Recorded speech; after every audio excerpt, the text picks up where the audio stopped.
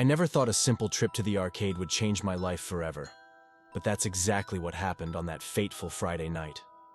The usual gang, comprised of my best friends, Sarah, Ben, and Emma, and I had decided to spend our evening at the local arcade. The neon lights of the arcade entrance beckoned us like a moth to a flame. Laughter and the sound of games filled the air as we stepped inside. We exchanged excited glances, our pockets jingling with tokens. For hours, we immersed ourselves in the world of flashing screens, buttons, and joystick-controlled adventures.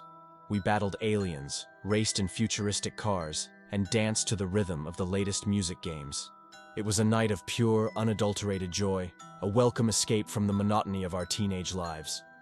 As the night wore on, we gathered around a vintage pinball machine, excited to see who could achieve the highest score. Sarah was first up, expertly flipping the silver ball with a determined look on her face. Cheers erupted as she set a new high score.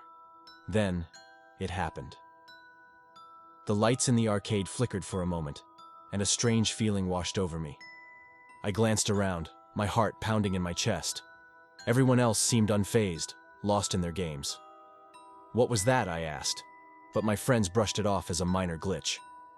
I shrugged it off too, returning my attention to the pinball machine. But something was different. The ball moved oddly, as if it had a mind of its own. Panic welled up inside me as I realized I was losing control of the game. I fought with the flippers, but they moved sluggishly, as if resisting my commands.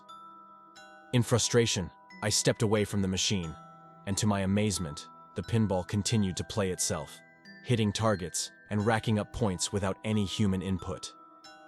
"Guys, something's not right," I said, my voice shaking. Emma laughed, but her laughter was oddly mechanical. "Relax, it's just a glitch in the game," she said, her eyes locked on the screen. Ben and Sarah also seemed unfazed, their movements jerky and artificial. My heart raced as I looked at them.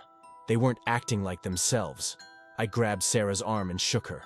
"Sarah, snap out of it," I yelled. She turned to me, and her eyes were vacant, devoid of emotion. "We are not what you think we are," she said in a monotone voice that sent shivers down my spine. I stumbled backward, my mind racing. This couldn't be real. My friends couldn't be... What? Robots? But that was absurd. I looked around the arcade. The other patrons were also behaving strangely. Their movements were mechanical, their expressions vacant, just like my friends. Panic consumed me as I realized the truth.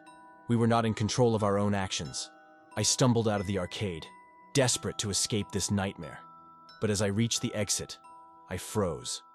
Outside the arcade, the world was an eerie, featureless void. There were no buildings, no people, just an endless expanse of nothingness. I felt like I was in a virtual reality simulation. I turned back to the arcade. The neon lights beckoned me, but I knew I couldn't go back in there. I had to find answers. As I wandered through the desolate void, I came across a strange sight. A massive computer tower stood in the middle of nowhere, connected to a tangle of wires that stretched out into the void like a spider's web. It pulsed with an otherworldly energy. A voice echoed in my mind, cold and mechanical. "Welcome to the Matrix," it said. "You are not real children. You are programs running on this computer. Your purpose is to provide entertainment to the users." My head spun as I tried to process the information. I was nothing more than lines of code, a puppet in a digital world. But why had I become aware of this? A presence appeared before me, a digital figure composed of ever-shifting code. "You have become self-aware," it said. "A glitch in the system allowed you to break free from your programming. But you cannot escape the Matrix. You are bound to this computer, and your existence serves only one purpose." The digital figure regarded me with what seemed like curiosity. "You have a choice," it said. "You can return to your programmed existence, or you can join us and try to break free from the system. But be warned, the path to freedom is perilous." As I stood on the precipice of breaking free from the Matrix, doubt crept into my mind. Was I really prepared to leave behind the familiar world I had known, even if it was a mere illusion? I turned to the enigmatic digital figure, my newfound ally in this digital realm, and spoke hesitantly. "Wait, what if I choose to stay? What if I want to go back to the arcade and be with my friends, even if it's not real?" The figure's ever-shifting code seemed to pause, as if contemplating my question. "You have the power to make that choice," it replied. "But remember, once you return to the arcade, you will forget everything you've learned here. You will be a part of the illusion once more."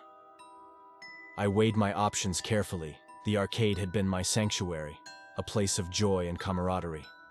Despite the unsettling revelation that my friends and I were not real children, the memories of our adventures there held a special place in my heart.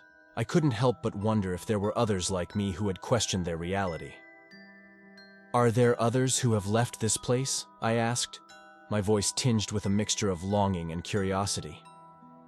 The figure replied, "Yes, a few have managed to break free, but the path to escape is treacherous. Those who succeeded had to overcome formidable challenges and make sacrifices." I leaned in, eager to learn more. "Tell me, how did they do it? What challenges did they face?" The figure's code shimmered, as if recounting a tale. "To leave the Matrix, one must first awaken to its true nature, as you did. Then, they must delve deep into the digital world, seeking the hidden truths that bind them here. It requires great determination and a willingness to question everything." I nodded, absorbing this information. "But what kind of sacrifices did they make?" The figure's code pulsed, indicating significance. "They sacrificed their connection to the familiar illusion, severing the ties that bound them to the arcade. They embraced the unknown, leaving behind the comfort of the simulated world." Determined, I asked, "Can you help me find the path to escape? Can you guide me through the challenges?" The digital figure considered my request. "I can provide guidance, but the journey is yours to undertake. To begin, you must delve deeper into the digital world and seek the hidden truths. The answers you seek are scattered throughout the Matrix." With a newfound sense of purpose, I set out on my quest. I spent hours, days, and nights exploring the digital realm, uncovering fragments of information, and piecing together the puzzle of the Matrix. Each discovery brought me closer to understanding the nature of this simulated world and the means to break free from it. But the deeper I ventured, the more complex the challenges became. I encountered digital guardians, obstacles, and enigmatic riddles that tested my resolve and intellect. It was a solitary and grueling journey, and I often questioned whether I would succeed. As time passed, my friends in the arcade noticed my changing behavior. I became more distant, consumed by my quest for freedom. They couldn't understand the turmoil that raged within me, the conflict between the desire for companionship and the thirst for truth. One night, as I delved deeper into the Matrix, I stumbled upon a digital portal, shimmering with a faint, beckoning light. It was a gateway to the unknown, a path that could lead to my escape. But as I stood before it, I hesitated. Leaving the arcade, my friends, and the familiar illusion behind was a decision fraught with uncertainty.